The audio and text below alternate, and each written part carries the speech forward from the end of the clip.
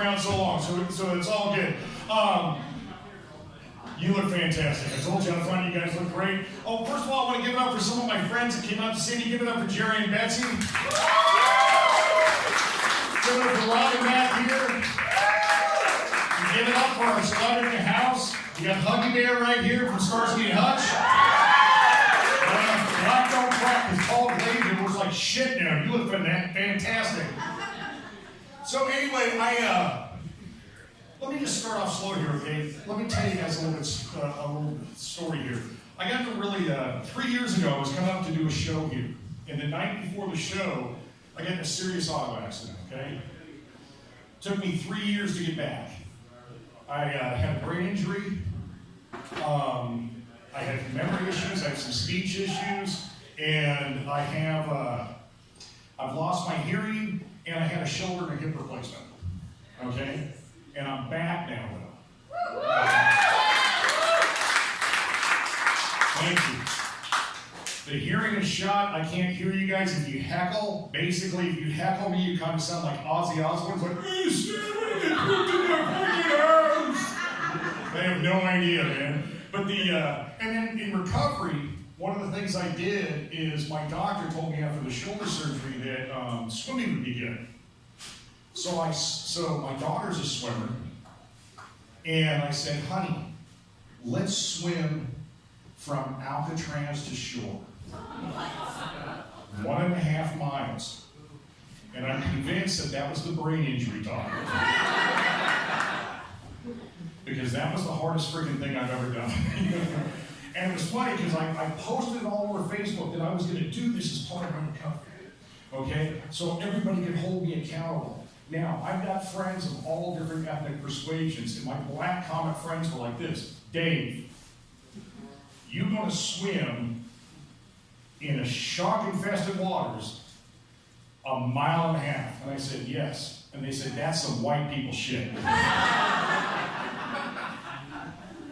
So I showed up at the race, right? There's 750 entrants in the race. 750.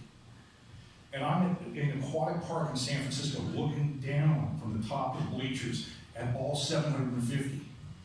And I'm looking around, and the security guard next to me, who happens to be black, says, you okay? I said, yeah, I was just thinking about something a friend of mine said. He goes, is he black? I said, yes. He goes, yeah, this is some white people shit.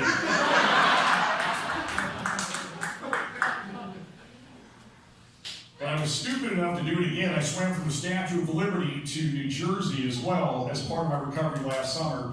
And my daughter wanted to swim this year. She swam from outside the Golden Gate Bridge, 1.6 miles in to Sausalito with no wetsuit, and she won.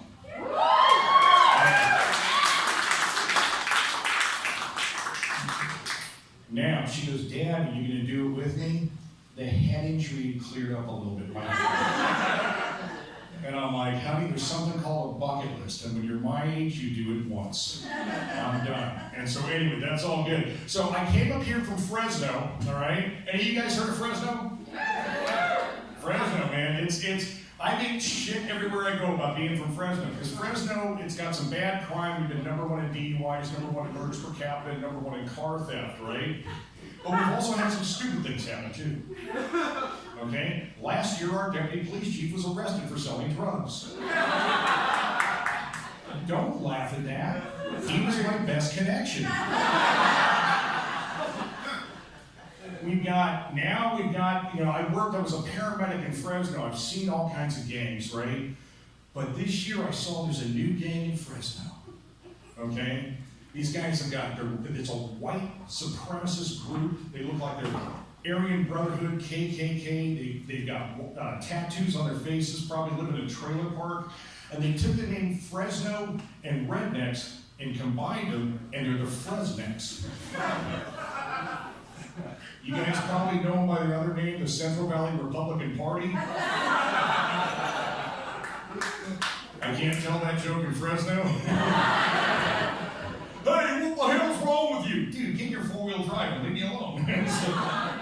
But my favorite one is the same week that the deputy police chief was arrested. An 87-year-old man was arrested in Fresno for fondling himself in public and then was taken to jail. And while he was in jail, he suffered a cerebral aneurysm, bleed on the brain.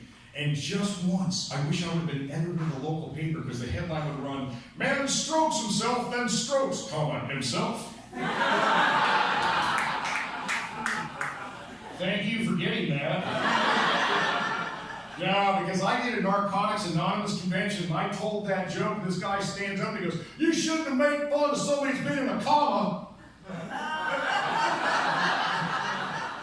I'm like, maybe you've been in a coma for the last 20 years, buddy.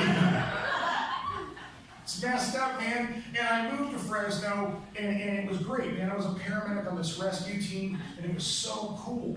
And here's the thing. I grew up a little bit wild. Anybody else wild when they were younger? Yeah. Any parents in here have kids that don't know how wild they were?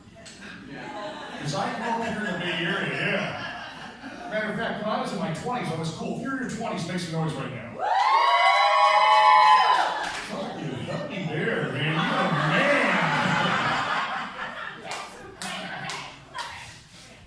Oh, hell yeah. I'll do more than that if you want. So no, but I was wild in my 20s, man. All right, so is anybody here in their 40s or over? Yeah. Make some noise, you guys. All right, 20-year-olds, you hear that? Those guys hate you. Because you guys can go out and party all night long, get up the next day and feel fine. It's not like that when you get older. I'm in my 50s. I take a shot of NyQuil and 3 days later I'm coming out of a coma. But back in the day, I was wild, man. And it slips out. I remember the first time it slipped out in front of my kids. I was helping my youngest daughter do her math homework. The girl, my daughter that won the race, okay? I'm helping her do her math homework while I'm cooking with my older daughter in the kitchen. And the younger one's converting fractions. She has no idea what she's doing. She goes, "Dad, I don't get this." I said, "What's the question?" She goes, "What's an 8 convert to?" And without even thinking about it, I'm like 3.5 grams.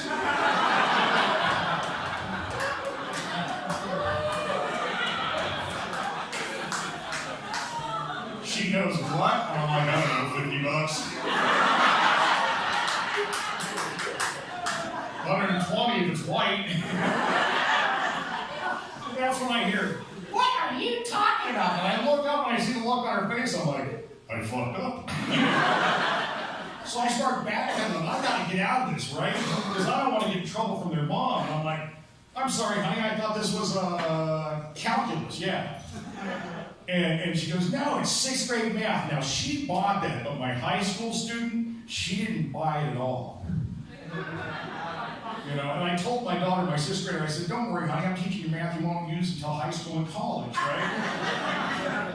My high school student pulls me aside. She goes, "Dad, come here for a second. That's not calculus." She goes, "I know." And I'm like, "Oh, is there something you want to tell your dad?" She goes, "Yeah, I take calculus."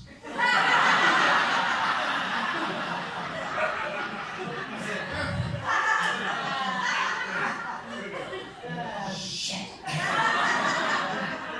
Gotta go to those parent-teacher conferences, I guess. So now she's like, "Did you smoke marijuana in high school?" Cat's out of the bag now, so I'm like, "Yeah, every day." So pretty much college too. She's like, "Seriously, when was the last time you smoked marijuana?" I'm like, "Well, let's see, college was back in the 80s, so 35 minutes ago."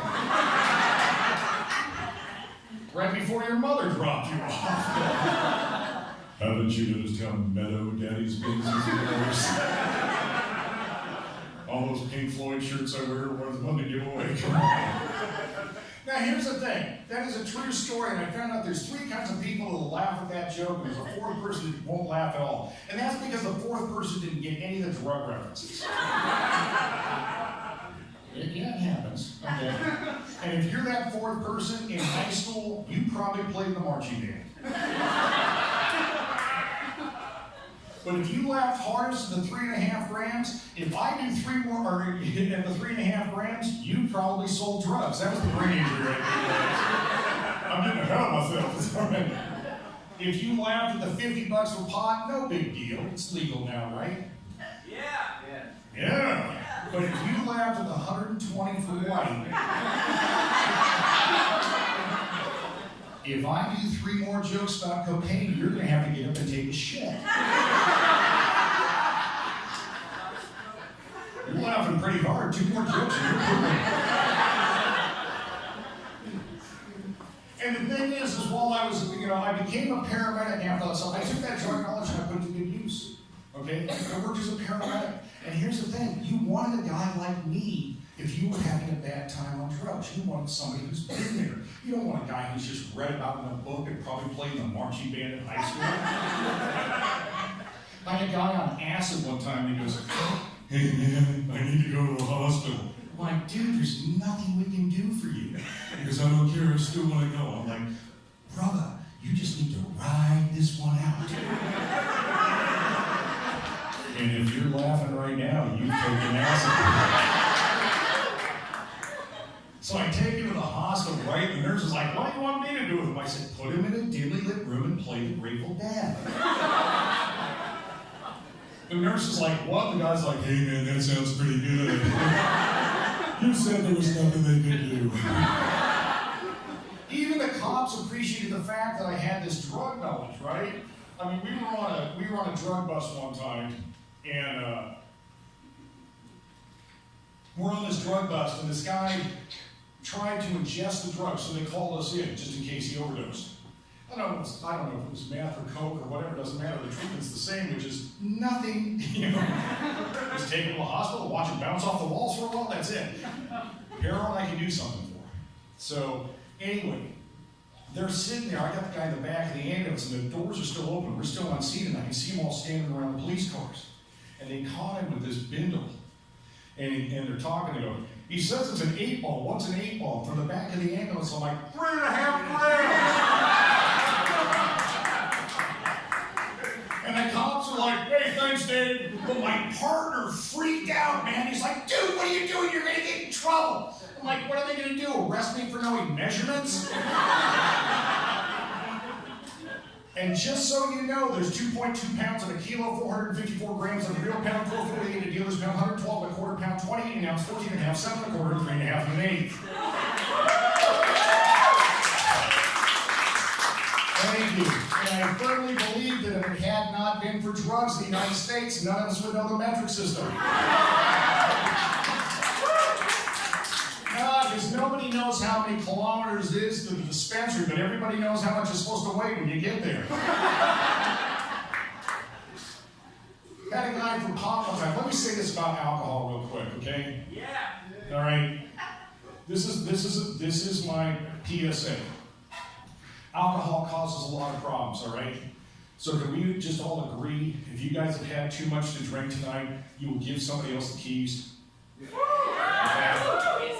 Or any night, because we want to see you again. Now here's the thing with that. 40% of all motor vehicle fatalities are from alcohol. Okay? So give the keys off. Take an Uber. Or if you want to be sexually harassed, take a Lyft.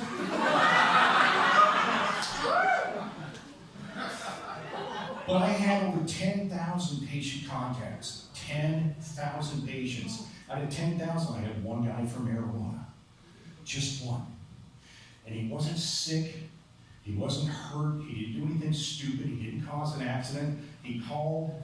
Well, this is how it went. I'm like, "What's wrong, man?" He goes, "I smoke too much. I'm really paranoid right now. I think everybody's out to get me." I'm like, "Well, dude, I don't want to worry you, but we're out to get you too. But you called us." We even had guys call for stupid stuff too. I had a guy one time wanted to go to the hospital just because he was out of his medication.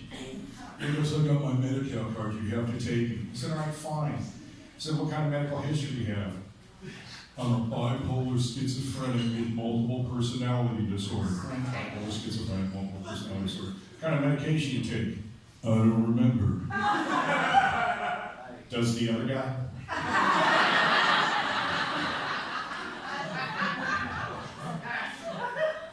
That's not fun.